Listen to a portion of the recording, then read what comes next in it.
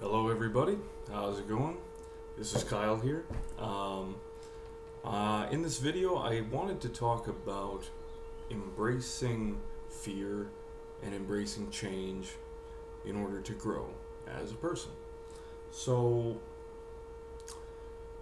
a lot of the time, people are stuck in a bubble. They're stuck in an ordinary day-to-day way of living.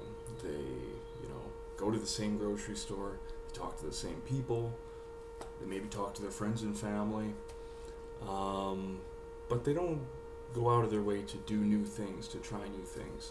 They're usually stuck kind of doing the same thing over and over and over again. So what does this lead to when a person does the same thing over and over again? What it ends up leading to is the kind of life where the days just fly by. There's a psychological phenomenon where new experiences tend to be perceived very slowly, and old experiences, things you've experienced many, many times, are things that go by really, really quickly. So, for example, if I take the same drive to the grocery store that I've done every day for the last year, that drive is just gonna go by in the blink of an eye, because I've seen this experience so many times. My brain just automatically categorizes it, automatically puts it into my memory without any new phenomenon appearing in my consciousness. So I'm taking the same drive to work. Often you'll find, like when you take the same drive that you've taken many, many times, that it's like you get in the car and then suddenly you're at your destination and you think like, how did this happen? How did I get in my car and now I'm suddenly where I wanted to be? That it's like teleportation, because your brain is not codifying any new phenomenon, because there's no new phenomenon to experience. You're seeing the same thing you've seen over and over and over again. So how does that differ from when you take a new route to work? Well, when you take a new route to work, suddenly your brain has to do a little bit more work, because you've never seen this exact circumstance before. You're taking a new route, and so there are new houses, maybe new kinds of people, new street names, things like that, and generally you have to figure out the direction, things like this, and your brain has to do a little bit more work. And because it's processing new information, you are then perceiving time as slower rather than it just going by in the blink of an eye. So how does this relate to life, general experience? Well, the idea is that getting comfortable doing the same thing day in, day out, you go to the same job, you talk to the same people, all of that, it ends up getting codified in your mind as the exact same experience. And so, subjectively, the experience goes by very, very quickly. Your life goes by quickly because you're not experiencing something new. If you talk to the same people and go to the same job and do the same thing and you're stuck in your bubble, it's a lot like sleepwalking through life. It's a lot like being closed off and not perceiving new things. So this is also where the idea of growth comes in. Growth versus comfort. So on one hand, we've got comfort, where I do the same things, and I talk to the same people, go to the same places, all of that, and you're kind of stuck doing the same thing every day. Yes, it's comfortable. Yes, you will not encounter any new scary situation, anything out of your comfort zone. But at the same time, your life is going by quickly, and things seem like a blur. Months go by. On the other hand, we have the type of life where you go out and you experience new things. You talk to new people every day. You try something new at work. You pick up new hobbies. You investigate new topics. You're experiencing the new, and the sense of newness is going to be more visceral, and you're going to perceive time as slower. A year of like extreme change, of doing a lot of interesting stuff, is going to seem very, very slow and full of interesting things, full of new exciting things, versus the year where you're doing the same thing. And I've experienced this in my life. I've experienced a couple years of where I kind of just shut myself off and didn't try new things, didn't go out to do new things, did the same thing every day, talked to the same people, and subjectively, those years went by really, really quickly. Like, those years just flew by, right? So when you get into that rut, that comfort zone, you end up just speed walking through life. You're just you're really not embracing life and embracing the newness and embracing the new possibilities. So you could ask, okay, why go out of my comfort zone? Why do I want to embrace some kind of newness and change and something exciting? Why can't I just be comfortable? And the thing is, you can be comfortable if you want to sleepwalk through life, and if you want, in a sense, to just be asleep and not experiencing anything. In my mind, it's kind of a form of suicide. It's a form of turning off your consciousness, turning off your brain, turning off experience. And you can do that. Nobody's going to stop you if you get into a rut. Nobody's going to stop you. People are going to allow you to get stuck in your comfort zone. And you know what?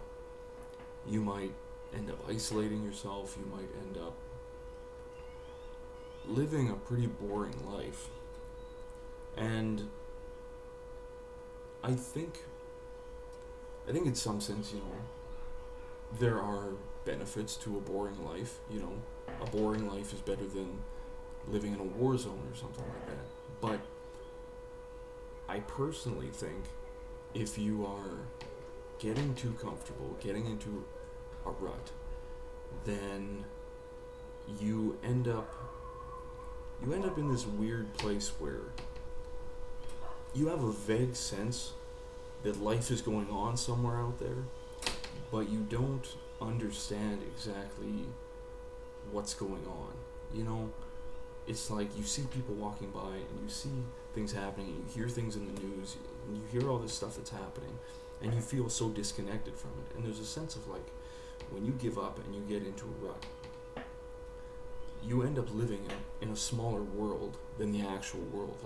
This actual world that we live in is a chaotic, dynamic place with billions of people and so much information and so much interesting stuff that's happening. A lot is happening. But when you get into a rut and you get into your comfort zone, then you're living in a closed off tiny system.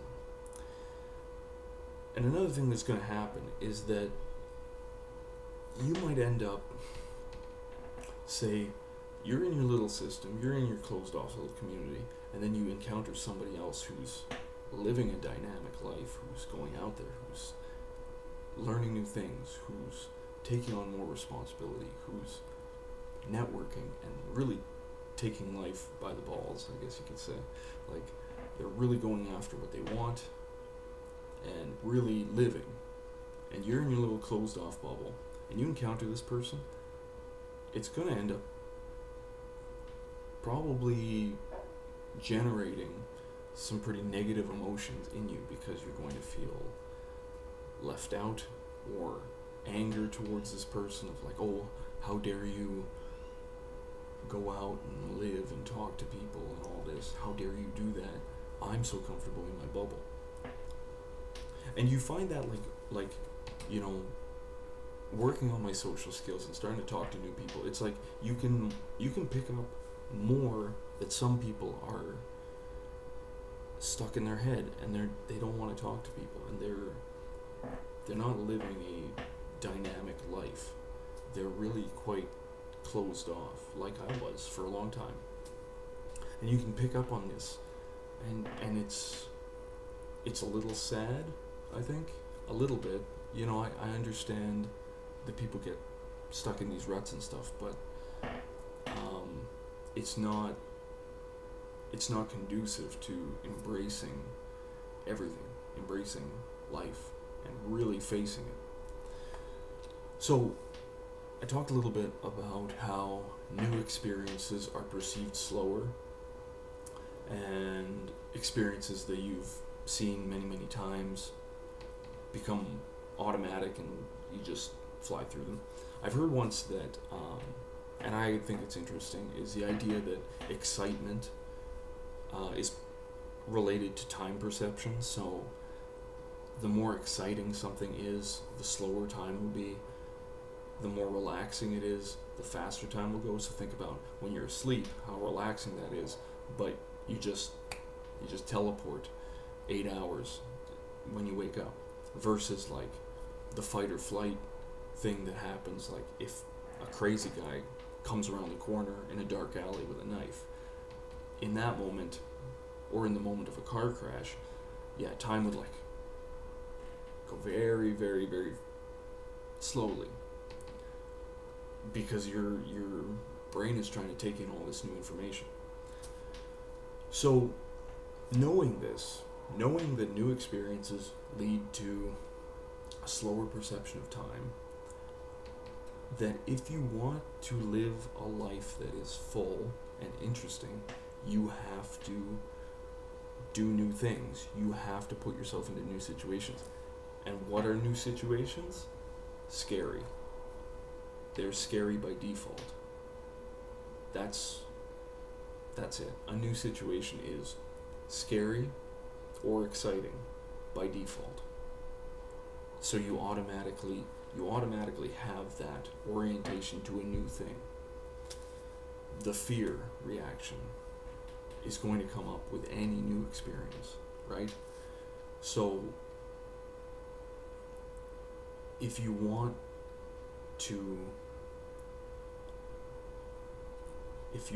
to have a life that's full, you have to face fear. There's no way around it. You actually have to get into the habit of, when fear manifests itself, you embrace it and you actually move towards it, because the truth is, when you face fear, you destroy it. Like, that's the only way to get rid of it, is to actually face it. If you avoid something forever, it's going to keep being scary forever. You know, think about like if in your residential area there was a house that was, you thought the people in there were really scary, and for years and years you're like, these people are scary, I'm going to stay away from them. But then one day you work up the courage and you go and talk to these people, and you find out, you know, maybe you have something in common, maybe they're interesting, maybe there's something about them that you like. Maybe they're not cool people, maybe they're not good people at all, maybe they're like drug dealers or something, who knows. But by talking to these people, the fear that you had about that situation disappears. And you know, I think it's a little bit of sort of a philosophical orientation you have to have towards the world, where it's like, if I want to keep moving forward, I have to keep pushing into fear over and over and over again for the rest of my life. And if I don't, then things are just going to fly by. If I don't put myself in new sort of scary situations, then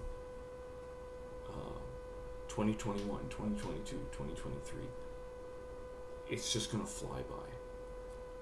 And so you have to make that decision of, do I want to actually embrace reality and embrace the things around me in the world? Do I actually want that, or do I want to shut everything off, shut myself off, shut the world off, and just get to non-existence? Basically, it's